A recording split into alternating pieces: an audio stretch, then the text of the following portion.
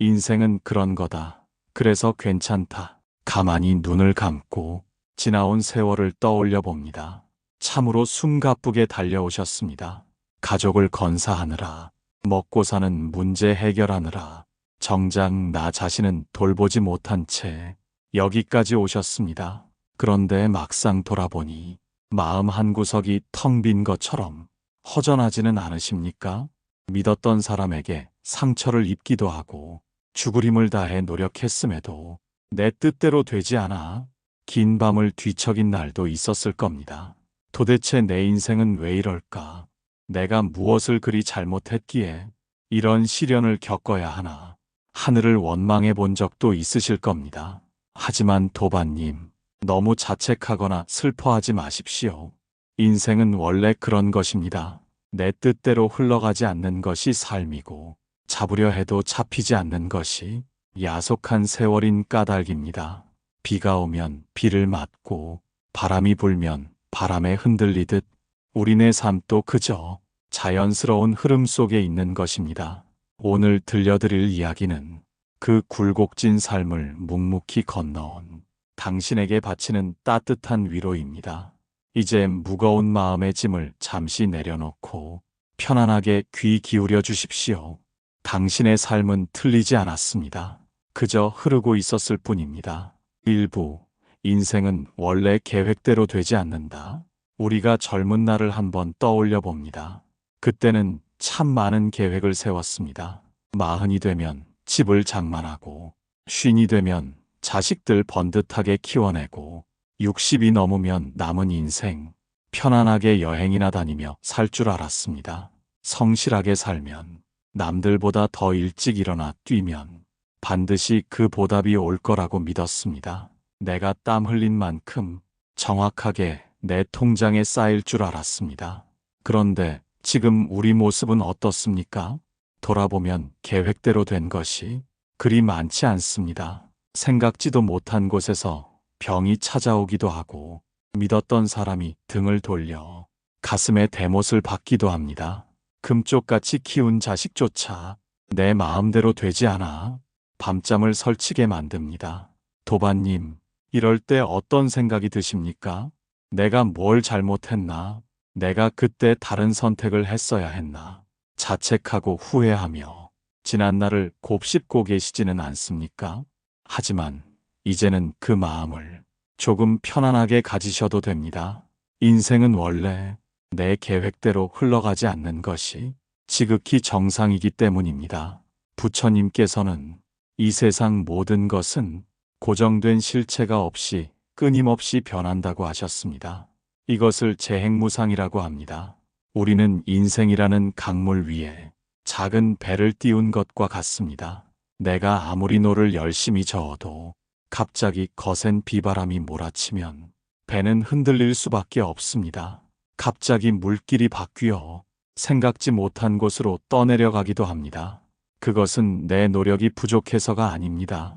그저 강물의 흐름이, 바람의 방향이 그때 그랬을 뿐입니다. 우리는 살면서 겪는 많은 불행이 나의 실수나 부족함 때문이라 생각합니다. 그래서 억울해하고 분해합니다. 왜 나에게만 이런 일이 생기는가 하늘을 원망합니다. 그러나 곰곰이 생각해보면 비가 내리는 것이 내 잘못이 아니듯 자식이 내 뜻대로 안 되는 것도 경제적인 어려움이 닥쳐온 것도 오롯이 내 탓만은 아닙니다. 세상에는 내가 통제할 수 있는 일과 통제할 수 없는 일이 있습니다. 내 마음은 내가 다스릴 수 있지만 타인의 마음은 내 영역이 아닙니다. 오늘 흘린 땀은 내가 결정할 수 있지만 내일의 결과는 하늘의 영역일 때가 많습니다. 우리가 괴로운 이유는 단 하나입니다. 통제할 수 없는 것을 통제하려고 애쓰기 때문입니다. 내 뜻대로 되지 않는 세상을 억지로 내 뜻에 맞추려다 보니 마음에 병이 생기고 화가 쌓이는 것입니다. 이제는 인정해야 합니다. 예상 밖의 일이 닥쳐오는 것은 인생의 오류가 아니라 인생의 기본 설정값이라는 것을 말입니다. 갑자기 소나기가 내리면 비를 멈추게 하려고 소리 지르는 대신 가만히 처마 밑으로 들어가 비가 그치기를 기다리는 여유가 필요합니다. 옷이 젖었다면 내 운명이 기구하다 한탄할 것이 아니라 그저 젖은 옷을 갈아입으면 그만입니다. 계획대로 되지 않았다고 해서 실패한 인생이 아닙니다. 오히려 계획에 없던 길로 들어섰기에 보지 못했던 풍경을 보았고 만나지 못했을 인연을 만났으며 지금의 단단한 내가 된 것입니다. 그러니 부디 뜻대로 풀리지 않는 오늘을 너무 미워하지 마십시오. 구불구불 돌아가는 그 길 자체가 어쩌면 우리에게 가장 필요한 공부였는지도 모릅니다. 2부, 좋을 때도 있고 나쁠 때도 있다. 도반님, 지금 많이 힘드십니까? 아니면 모든 일이 술술 풀려 행복하십니까? 우리가 60년 넘게 살아오면서 뼈저리게 느낀 진리가 하나 있습니다. 바로 영원한 것은 아무것도 없다는 사실입니다. 돌이켜보면 세상을 다 가진 듯 기뻤던 순간도 뜬구름처럼 흩어졌고 하늘이 무너지는 것 같던 절망도 시간이 지나니 무뎌지고 흐릿해졌습니다. 인생은 마치 파도와 같습니다. 파도가 높게 치솟을 때가 있으면 반드시 아래로 곤두박질 칠 때가 있습니다. 계속해서 오르기만 하는 파도는 없고 영원히 바닥에 머무는 파도도 없습니다. 그런데 우리는 종종 착각을 합니다. 좋은 일이 생기면 이 행복이 천년만년 갈 것이라 믿으며 마음을 놓고 교만해지기 쉽습니다. 반대로 나쁜 일이 생기면 이 고통이 영원히 끝나지 않을 것 같아 세상을 다 잃은 사람처럼 주저앉습니다. 하지만 자연을 한번 보십시오. 1년 내내 따뜻한 봄만 계속된다면 꽃은 피겠지만 열매는 맺지 못합니다. 매서운 겨울바람이 불어야 나무는 뿌리를 더 깊이 내리고 다가올 봄에 더 단단한 싹을 틔웁니다. 우리네 인생도 이와 똑같습니다. 젊은 시절 겪었던 그 모진 고생이 당시에는 독약 같았지만 지나고 보니 지금의 나를 만든 보약이었음을 깨닫는 날이 오지 않습니까? 부처님께서는 오고감에 집착하지 말라고 하셨습니다. 좋은 일이 왔다고 해서 너무 들뜨지 말고 나쁜 일이 왔다고 해서 너무 비관하지 말라는 중도의 가르침입니다. 지금 상황이 좋지 않다면 그저 인생의 겨울을 지나고 있다고 생각하십시오. 겨울이 깊으면 봄이 머지않은 것입니다. 아무리 긴 밤도 해가 뜨면 물러가듯 이 고통 또한 반드시 지나갑니다. 반대로 지금 상황이 너무 좋다면 이 또한 영원하지 않음을 알고 겸손한 마음으로 주변을 살피십시오. 햇살이 좋을 때 비를 대비하는 농부처럼 마음의 여유를 비축해 두어야 합니다. 좋을 때도 있고 나쁠 때도 있는 것, 그것이 살아있다는 증거입니다. 심장 박동 그래프를 보십시오. 위아래로 끊임없이 흔들려야 살아있는 것이지 일직선으로 평온하면 그것은 죽은 것입니다. 그러니 오늘 하루가 조금 고달프더라도 내 인생이 잘못된 것이 아닙니다. 그저 흐르는 계절의 한가운데를 지나가고 있을 뿐입니다. 웃을 날이 있으면 울 날도 있고 오르막이 있으면 내리막도 있는 법. 그 당연한 이치를 받아들이면 마음이 한결 가벼워집니다. 지금 겪고 있는 이 어려움도 먼 훗날 돌이켜보면 내 인생이라는 긴 이야기 속에 잠시 스쳐간 한 줄의 문장일 뿐입니다. 3부, 노력해도 안 되는 것들이 있다. 우리는 어릴 적부터 그렇게 배웠습니다. 지성이면 감천이다. 하늘은 스스로 돕는 자를 돕는다. 노력은 절대 배신하지 않는다고 말입니다. 그래서 정말 쉼 없이 달렸습니다. 남들 놀 때 일하고 남들 잘 때 깨어 있으면서 그렇게 악착같이 살면 분명 좋은 날이 올 거라 믿었습니다. 하지만 도반님, 인생을 살아보니 과연 그렇던가요? 정말 노력한 만큼 다 돌아오던가요? 안타깝게도 세상 일은 산수 계산처럼 딱 떨어지지 않습니다.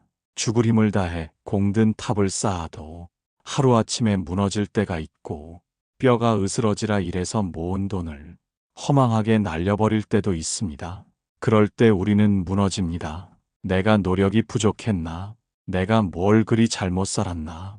자신을 탓하고 세상을 원망하며 가슴에 시퍼런 멍이 듭니다. 하지만 이제는 아셔야 합니다. 노력해도 안 되는 일이 분명히 있습니다. 그것은 당신의 잘못이 아닙니다. 당신의 정성이 부족해서가 아닙니다. 농부를 한번 생각해 보십시오. 농부가 할 수 있는 일은 때 맞춰 씨를 뿌리고 부지런히 잡초를 뽑고 정성껏 거름을 주는 일까지입니다. 하지만 가을에 풍년이 들지 아니면 태풍이 불어 흉년이 들지는 농부의 손을 떠난 하늘의 일입니다.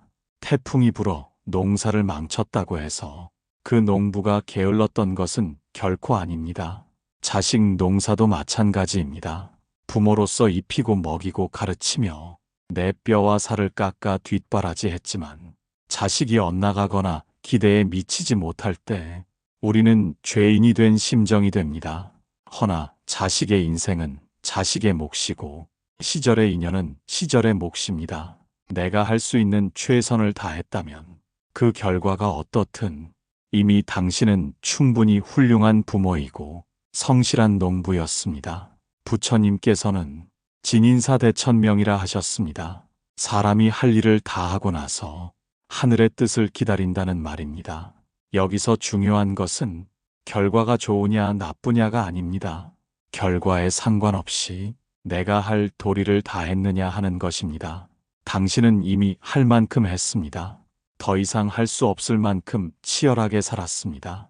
결과가 당신의 땀방울을 배신한 것처럼 보여도 그 치열했던 시간들, 그 성실했던 태도는 고스란히 당신의 영혼에 나이테로 새겨졌습니다. 그러니 결과만 보고 지나온 삶을 실패라 단정 짓지 마십시오. 노력해도 안 되는 것이 있음을 인정할 때 비로소 우리는 결과의 감옥에서 풀려나 자유로워질 수 있습니다. 당신은 실패한 것이 아니라 하늘의 영역까지 짊어지려다 조금 지쳤을 뿐입니다. 이제 그 무거운 짐을 내려놓고 스스로에게 말해 주십시오. 고생했다. 정말 애썼다. 결과와 상관없이 너는 충분했다. 사부, 사람은 오고 가는 것이다. 살다 보면 돈 잃은 것보다 더 아픈 것이 사람 잃은 슬픔입니다. 평생을 함께할 줄 알았던 친구가 어느 날 연락이 끊기기도 하고 간도 쓸개도 빼줄 것 같던 지인이 등을 돌려 비수를 꽂기도 합니다. 특히나 배우자나 부모님처럼 내 삶의 일부와도 같았던 사람을 먼저 떠나보냈을 때의 그 상실감은 말로 다 할 수 없는 고통입니다. 사람 때문에 흘린 눈물이 얼마나 많으십니까?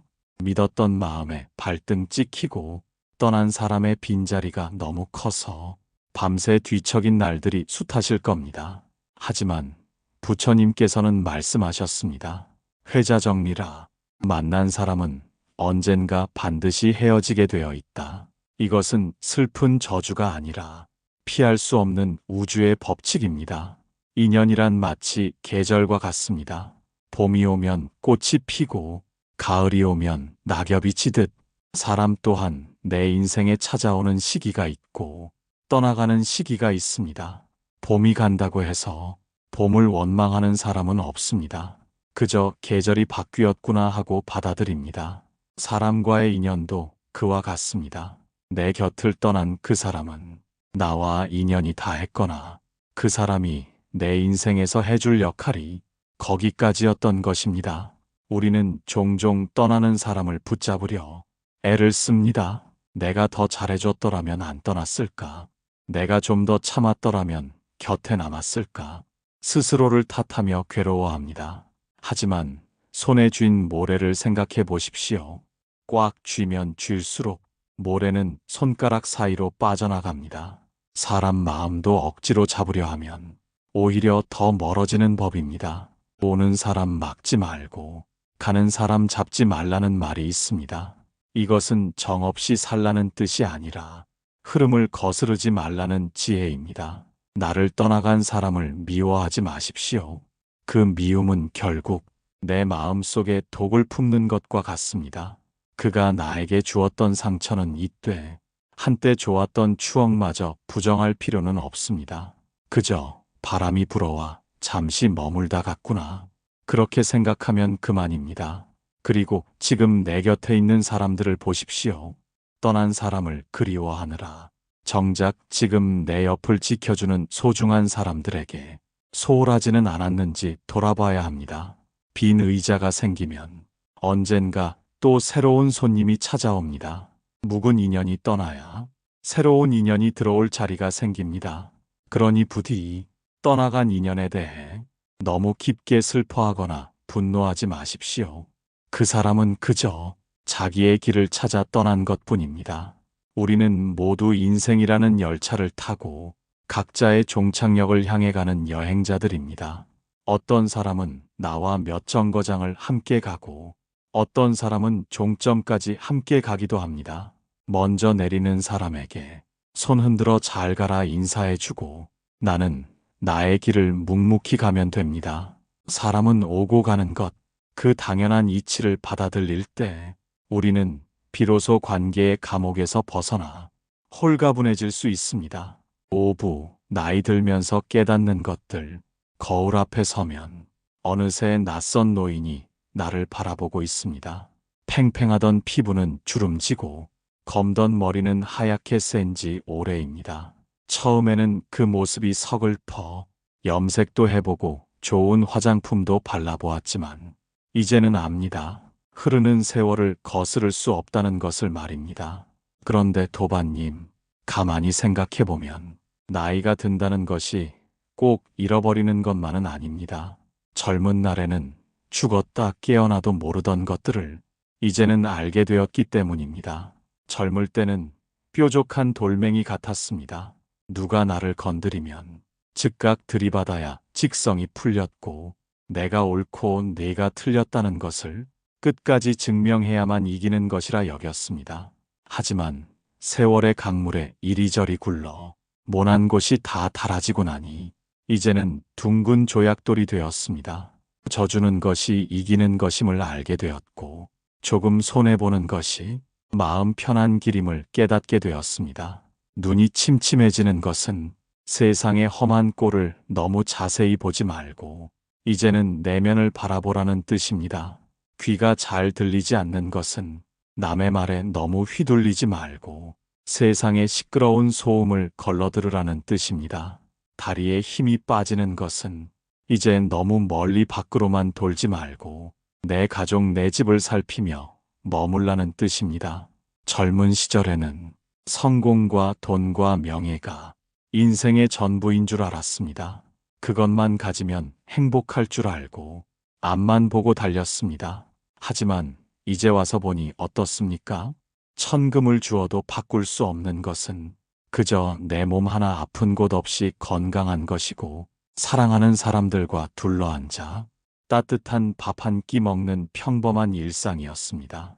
또한 부모님이 왜 그리 잔소리를 하셨는지 그때는 듣기 싫어 귀를 막았지만 내가 부모가 되어 늙어보니 그것이 뼈에 사무치는 사랑이었음을 이제야 가슴으로 이해하게 됩니다.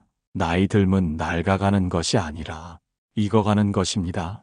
봄의 파릇한 새싹도 예쁘지만 가을의 붉은 단풍은 더 깊고 그윽한 아름다움이 있습니다. 우리는 지금 인생의 가을을 지나고 있습니다.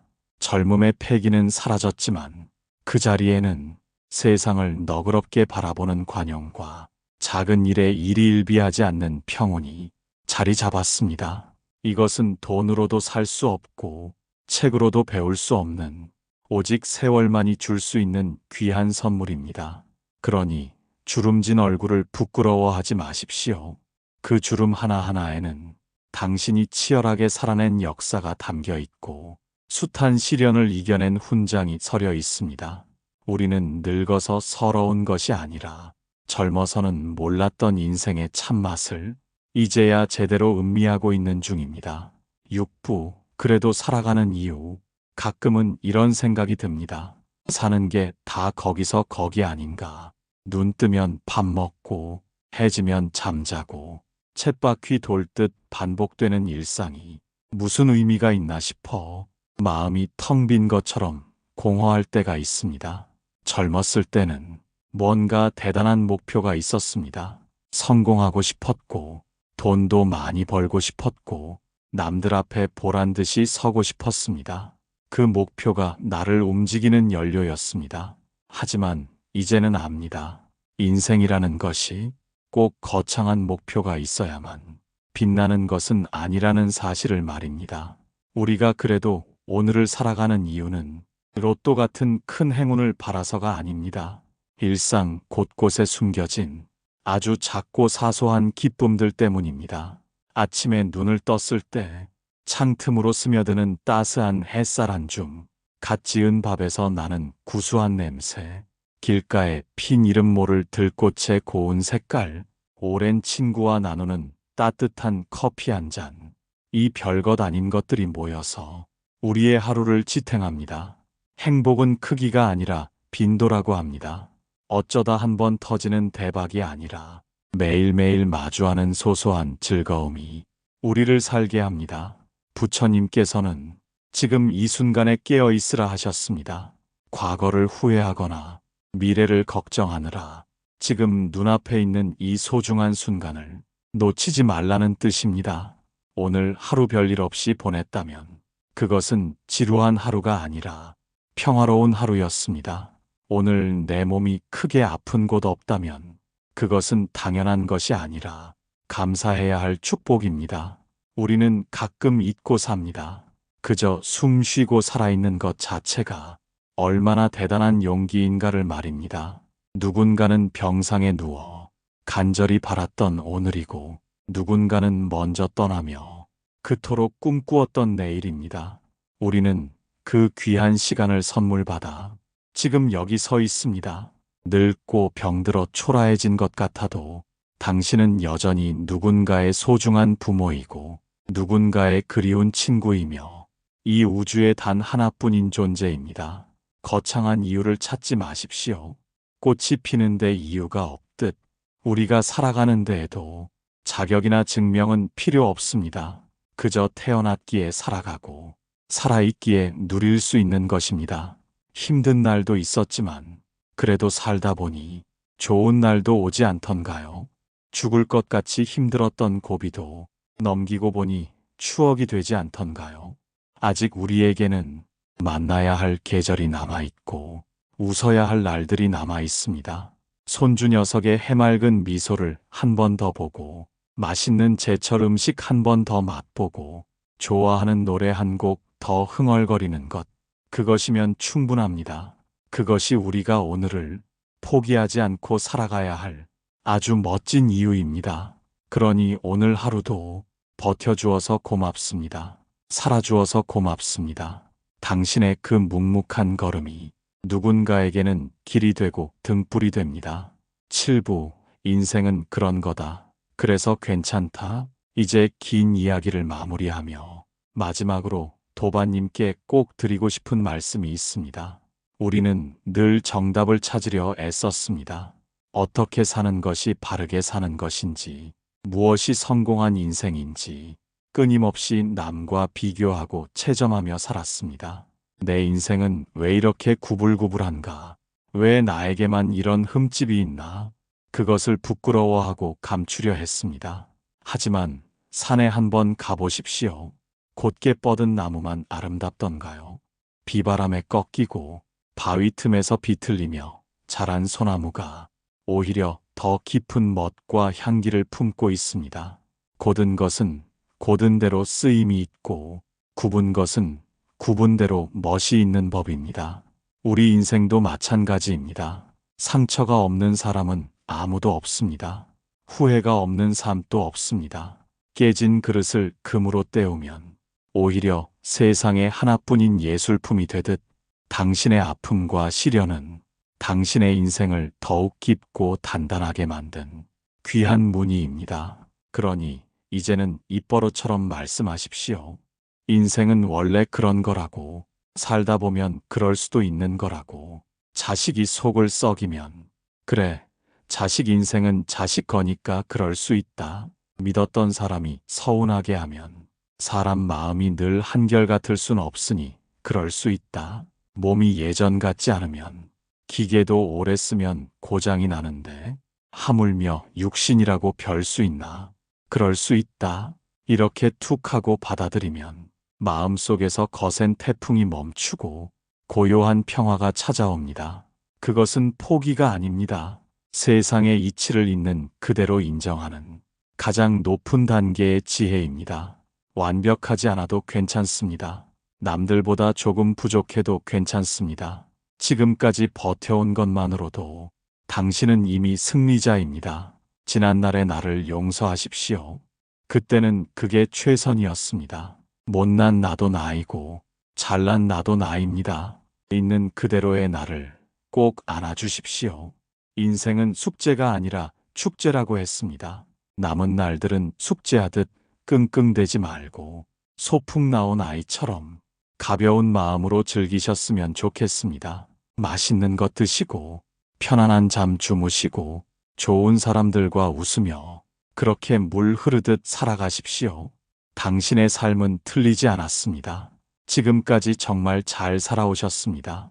그리고 앞으로도 충분히 잘 해내실 겁니다. 인생은 원래 그런 것입니다. 그래서 참 괜찮은 것입니다. 오늘 이 이야기가 당신의 지친 어깨를 토닥이는 따뜻한 손길이 되었기를 바랍니다. 부디 오늘 밤은 걱정 없이 편안하시기를 두 손 모아 기원합니다.